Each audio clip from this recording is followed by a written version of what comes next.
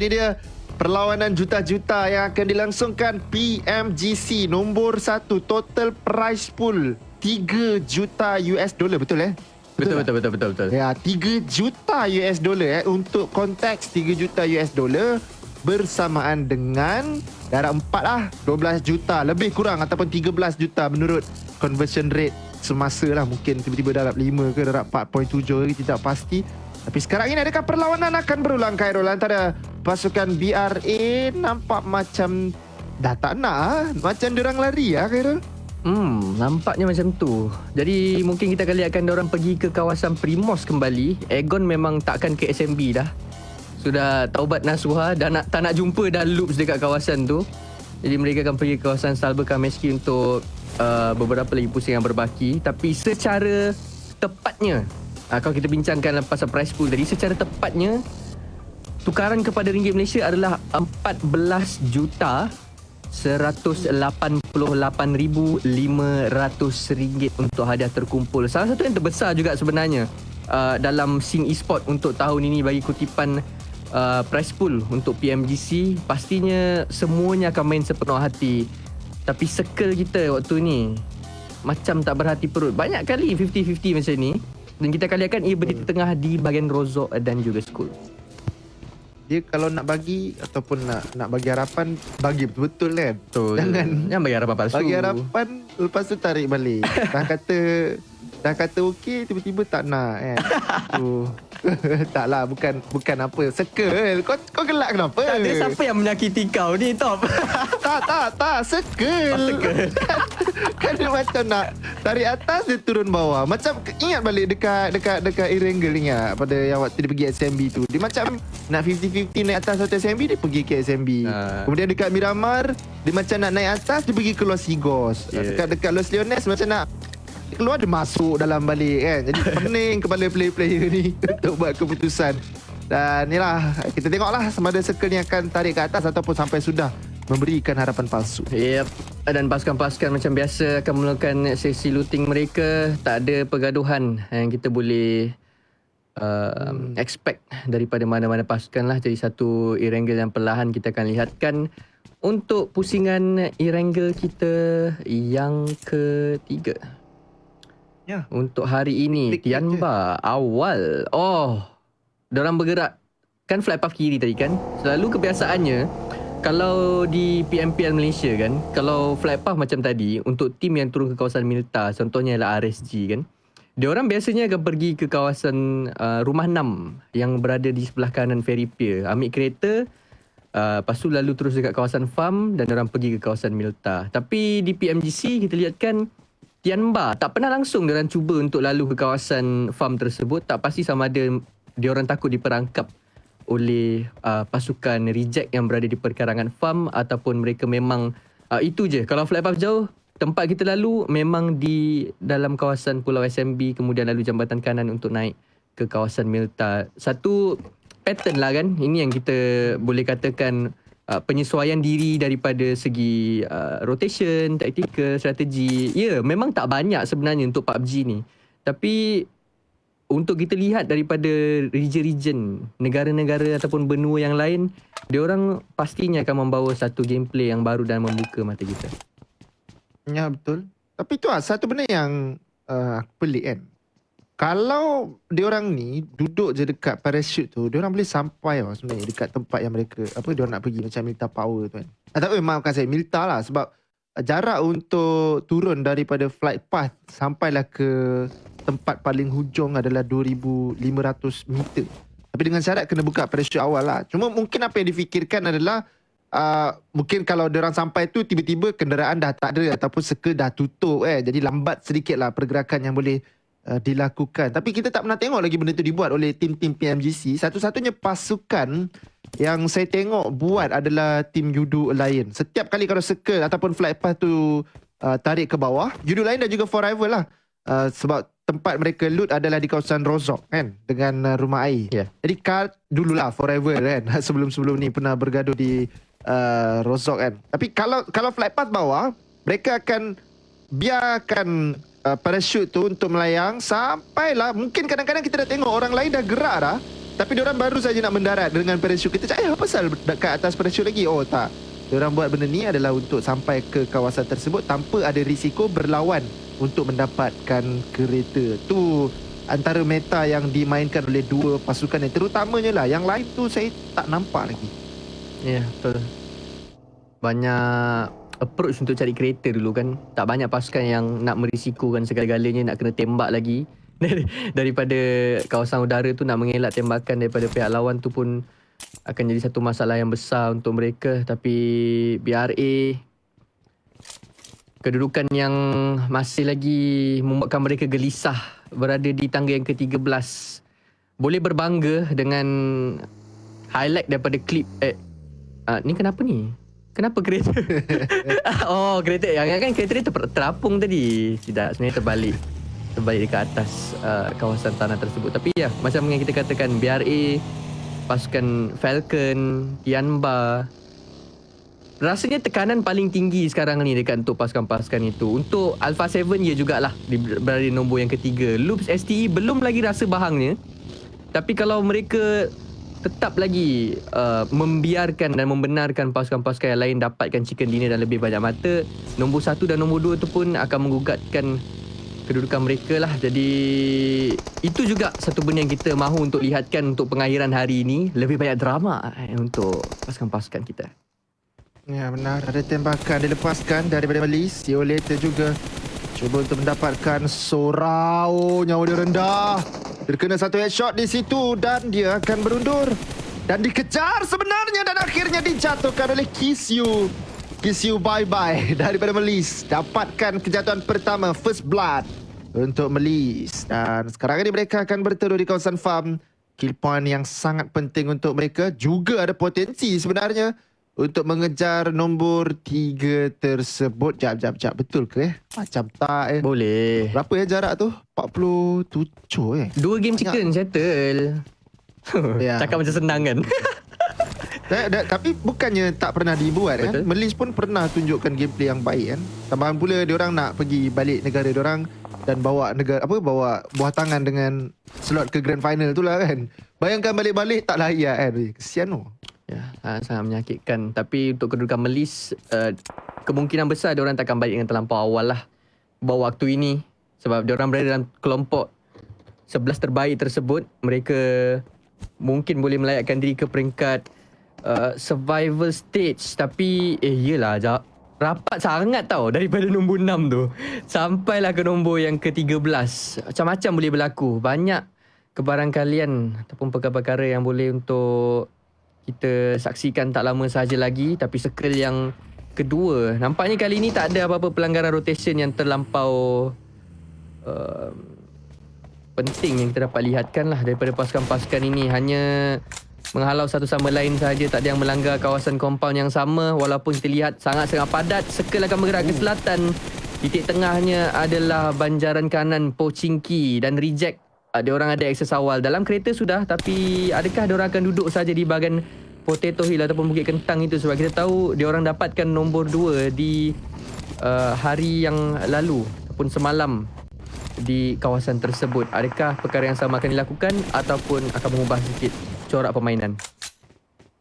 Itu yang kita akan lihatkan sekarang ini. Dalam masa yang sama, di Xavier juga ada pemasukan yang agak mudah. Mereka tidak dikontest oleh BRA. Dan Mad Bulls betul-betul agresif. Mungkin ya, saya rasa apa yang diorang fikir adalah kalau ada orang kita langgar. Sebab selalunya kalau ada orang dekat situ, diorang akan pecah dengan Bukit Potato tu. 2 orang dekat situ dan 2 orang dekat bukit tu. Jadi kalau 4 orang datang melanggar mengejut, 2 orang yang dekat kawasan rumah tu akan dijatuhkan lah kan. Jadi agak understandable ataupun boleh difahami lah apa strategi yang cuba dilakukan. Macam yang Amy cakap lah, sesuai lah dengan nama diorang ni, Mad Bulls, ataupun saya tak tahu boleh sebut ke tak dalam bahasa Melayu, tapi anda pun tahu apa benda. Ini dia Tianba. Mereka tak terselamat lagi Khairul di top 11 ni, best of ataupun 11 terbaik ni.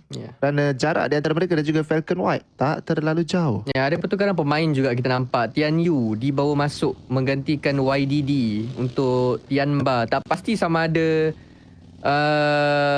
ini adalah untuk kebaikan pasukan ataupun dia nak bagi ruang untuk pemain lain beraksi juga pada hari ini, tetapi dengan substitution player ataupun pertukaran pemain ini pastinya tak memberikan impak yang negatif sebab mereka masuk ke dalam peringkat global secara berpasukan. Jadi mungkin ini adalah pertukaran strategi saja untuk pasukan mereka. Falcon hampir berdekatan dengan satu pasukan lawan mereka iaitu Stalwarts IC dekat kawasan belakang tadi. Jadi mereka akan hanya bermain di kawasan yang terbuka. Loop sudah pun memegang kawasan tanah tinggi di atas farm, akan berjiran dengan pasukan Tianba yang bermain dengan agak rapat antara satu sama lain, dan rumah tu boleh katakan sebenarnya tak sesuai untuk keempat-empat duduk situ. Kerana kalau ada pihak lawan kat bahagian sebelah atas, diorang tak boleh nak keluar dah sebenarnya. Ya, betul. Jadi mungkin itu menyebabkan pasukan-pasukan ini hanya memerhatikan saja. Egon IA akan ambil juga kawasan rumah, dan sekarang Circle akan menentukan adakah akan pergi ke kawasan Bukit Potato. Stalwart dan juga Reject pernah bergaduh di kawasan tersebut yang akhirnya GG dapatkan chicken dinner, merampas dengan satu penyelinapan saat-saat akhir, menjatuhkan Reject satu persatu. Adakah pisang akan berbuah dua kali? Sejarah adakah akan berulang? Circle, ayo kita perhatikan. Boleh lagi, masih lagi ada potensi untuk bergerak ke kawasan selatan, tapi Circle akan juga meliputi kawasan school apartment. Zerzia kena pilih. Mereka nak ada dekat apartment ke dekat school? Nampaknya macam mereka nak berada dekat kawasan apartment. Dan ini mungkin akan memudahkan sedikit pergerakan keluar jika mereka mahu untuk melakukan apa-apa rotation selepas ini. Ya, lihatkan Gigi cuba untuk lalu berdekatan dengan pasukan DX. Pastinya akan dihalau dengan lebih jauh. Dan sedang pun kita lihatkan Gigi waktu ini ditembak bertalu-talu, dan mereka akan melakukan sedikit rotation di hadapan kawasan Pochinki. Nampak pula ada tim belah kanan. Bela kiri.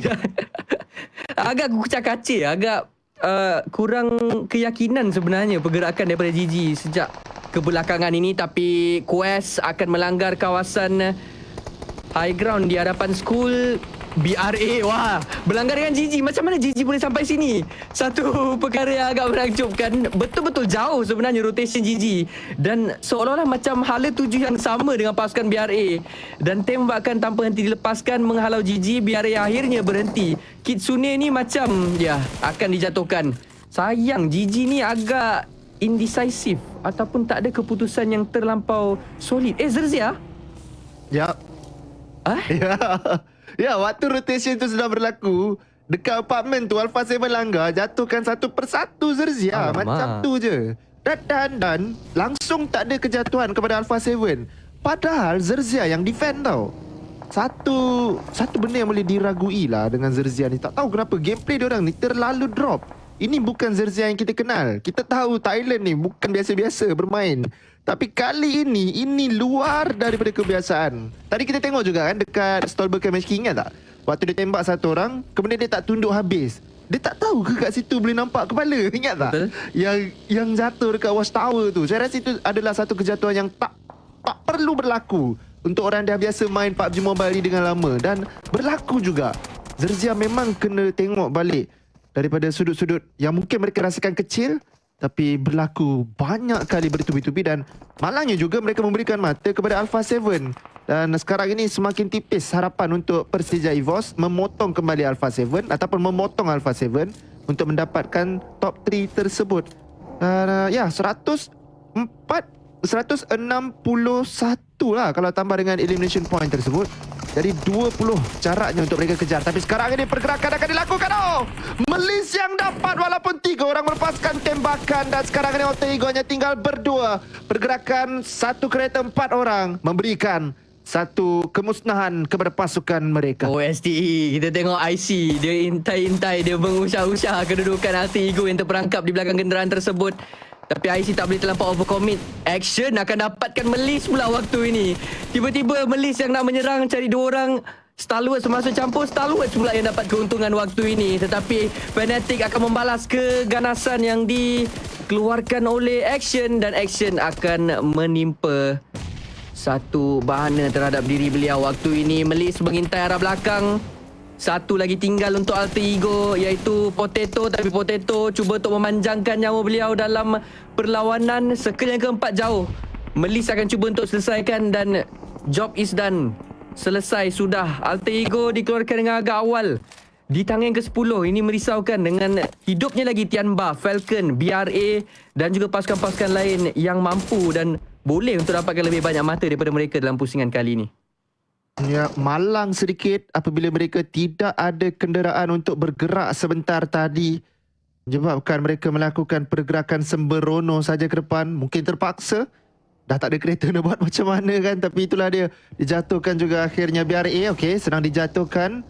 Tapi belum lagi dihabiskan secara terus. Falcon White. Tapi ini dia di Xavier.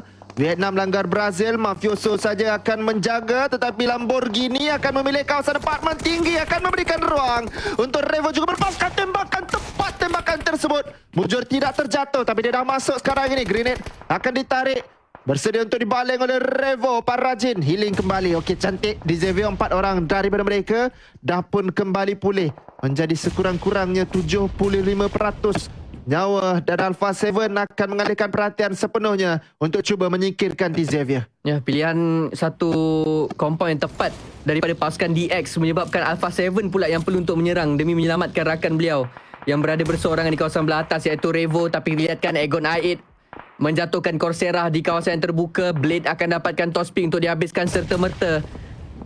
Banyak pertarungan yang berlaku untuk circle yang keempat. Tak banyak ground yang untuk dimainkan dan banyak yang akan bertarung di antara satu sama lain. Revo sepertinya tidak. Cuba untuk clear ground floor, tapi sekarang ini Senap dapat menangkap Levis. 3 lawan 3. Ini akan membuatkan Alpha 7 semakin berani untuk naik ke sebelah atas. Chua akan memperlahankan pergerakan tersebut, tapi tidak, cancel kembali. Parajin yang akan lontarkan bom tangan, terkena pada dirinya sendiri. Tapi Mafioso macam mana boleh kena Chua macam tu saja? 3 low. Satu lagi bom tangan yang sangat tepat. Bacaan yang begitu baik terhadap kedudukan pemain-pemain DX di bahagian kawasan tangga ini. Satu lagi bom sampai. Sayang, nasib baik tak menjatuhkan Parajin. Jika tidak, DX dalam sekelip mata dengan 3 orang guna bom tangan saja dijatuhkan begitu sahaja. Ya, baik betul daripada Mafioso. Mereka tahu selok-belok apartmen tersebut. Balingan itu adalah kepada kawasan-kawasan sempit. Dan mereka berjaya dapatkan Chua sebentar tadi. Cuma kita tahu, kalau dah habis grenade, maka sukar. Tapi Circle berada di kawasan mereka. Mereka boleh sebenarnya secara tidak langsung memanggil satu gencatan senjata untuk tidak melepaskan tembakan kepada satu sama lain, untuk cuba mendapatkan placement point yang lebih tinggi. Tapi pastinya akan ada asakan juga daripada pasukan yang lain. Gaming Gladiators dah pun sampai. Mereka berada di kawasan yang berbeza. Tapi Persija Evos sekarang ini nyawa salah seorang daripada mereka telah pun direndahkan. BRA, alamak, Mizuri dijatuhkan oleh Loops daripada jauh. Dan malangnya mereka tidak ada circle yang seterusnya. Falcon bergerak ke kawasan yang berbeza sekarang ini. Mungkin mahu untuk melanggar kawasan apartmen tersebut. Yap, itu tujuan mereka. 4 orang, 3 orang sebenarnya. Satu ditinggalkan sebentar tadi di belakang. Falcon White akan masuk ke dalam kawasan apartmen dengan mudah. Zuxi dapatkan 6. Falcon sebenarnya yang terjatuh. Dan sekarang ini Persija Evos dah ada 1 kill. Cuma Alpha 7 dah ada 6 penyingkiran untuk mereka. Ya, sangat-sangat laju. Juga Melis tak boleh dilupakan dengan 5 mata singkir. Tapi sekarang ini mereka di luar zon selamat yang ke-5. Bertarung pula dengan pasukan yang berada di tangga yang kedua, iaitu Stalwarts Esports. Poser ditembak daripada arah belakang. Lama duelo. Jatuhkan pemain daripada pasukan Melis pada waktu yang tepat. Waktu circle yang ke-5 bergerak tutup. Revival mungkin akan menyebabkan Melis sedikit sukar untuk masuk ke bahagian dalam. CEO later di bahagian sebelah batu. Ada kawasan circle tapi reject macam nak third party. Sepertinya mereka nak memegang kawasan belah selatan ini untuk mereka sahaja yang berada di sini. Tetapi ada juga satu lagi pasukan yang merapati reject kalau dilihatkan di bahagian minimap sebentar tadi. 3 player kembali berdiri untuk Melis. CEO later, sayangnya Rigi dah pun sampai ke kawasan belakang mereka untuk melakukan third party tersebut. Melis dihimpit oleh 2 pasukan yang berbeza dan reject yang dilihatkan mendapatkan keuntungan yang paling besar waktu ni. Ya, betul. Pakar Bukit Potato adalah reject Stalwart. Berjaya untuk mempertahankan kawasan mereka juga sekarang ini. Tapi reject tidak akan membenarkan nafas itu untuk ditarik lebih panjang.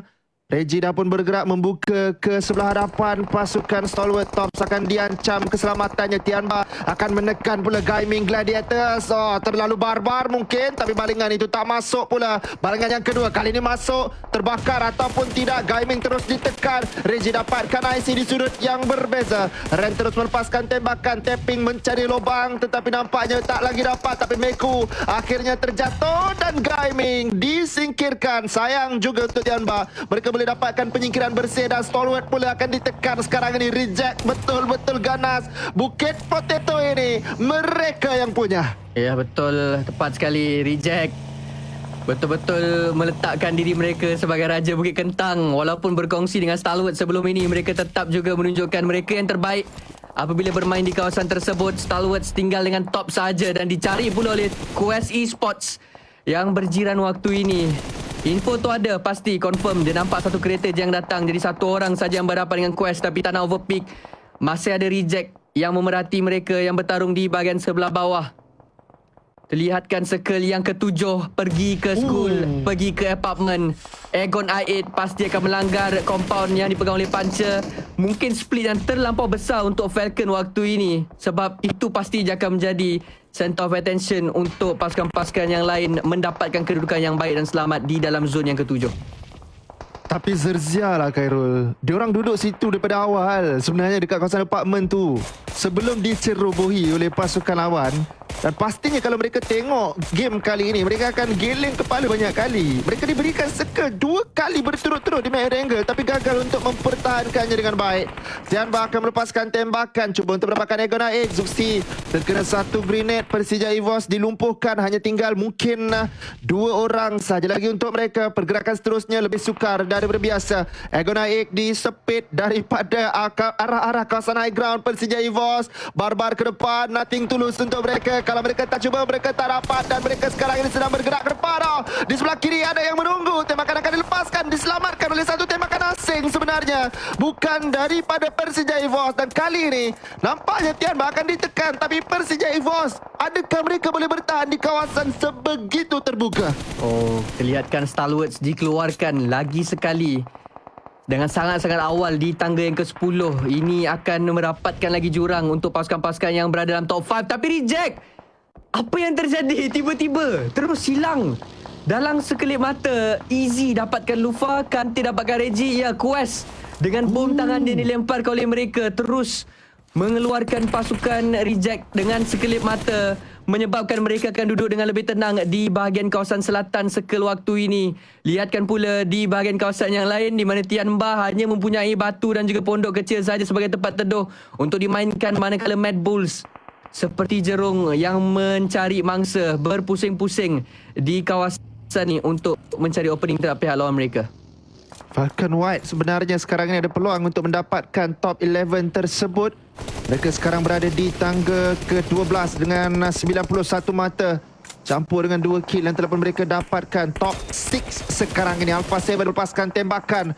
Mad Bulls akhirnya jatuh lagi satu. Tianba dalam permainan yang baik juga sekali lagi untuk mereka.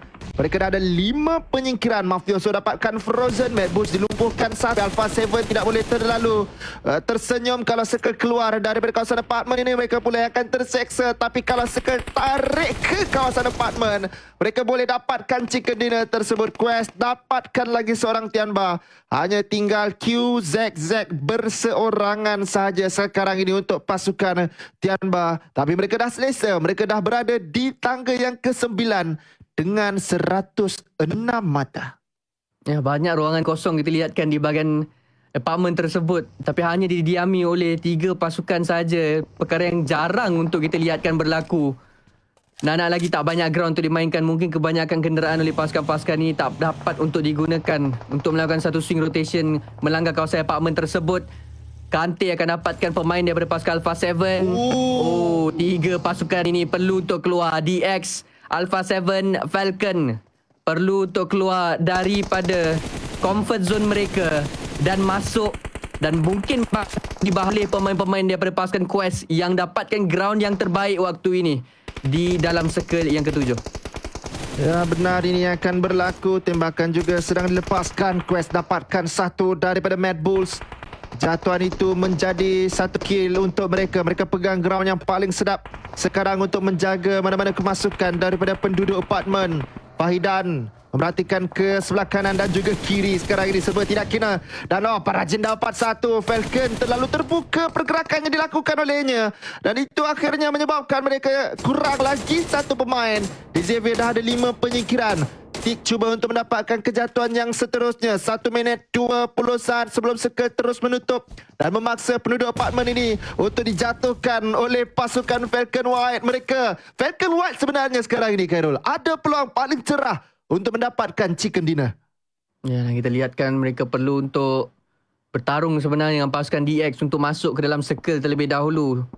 Circle yang ketujuh belum lagi menjadi milik mereka. Alpha 7, selepas mereka membiarkan pemain DX, mereka dapatkan kawasan yang lebih baik, tapi tetap juga perlu untuk keluar. Bom tangan daripada Parajin mendapatkan puncher. Tik akan melakukan revival. Circle yang ketujuh on the way untuk membawa mereka. Bukan situasi mudah untuk Falcon keluar daripada kawasan itu.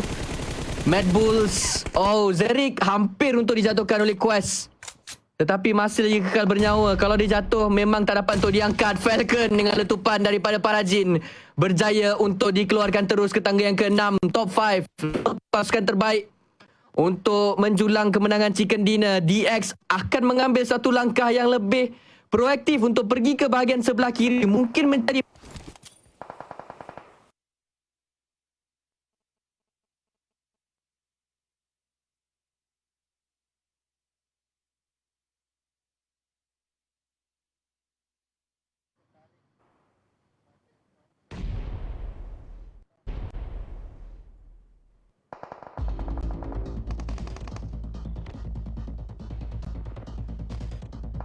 yang kita lihatkan Tianba telah pun dikeluarkan ke tangga yang ke-4. 3 pasukan saja lagi yang berbaki. Letupan bom tangan hampir mendapatkan Karilo.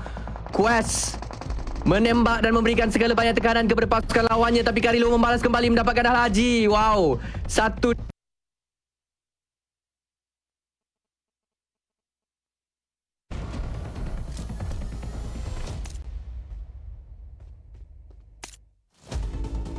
Ini dia pergerakan akan dilakukan oleh Alpha 7. Satu daripada mereka telah pun terjatuh sekarang ini. Easy cuba untuk mendapatkan kejatuhan yang seterusnya. Senap tidak akan menyerah kalah dengan begitu awal. Alpha 7 satu lagi berjaya dijatuhkan. Satu lagi saja lagi yang tinggal untuk Alpha 7. Akhirnya disingkirkan, meninggalkan Mad Bull saja berseorangan sekali.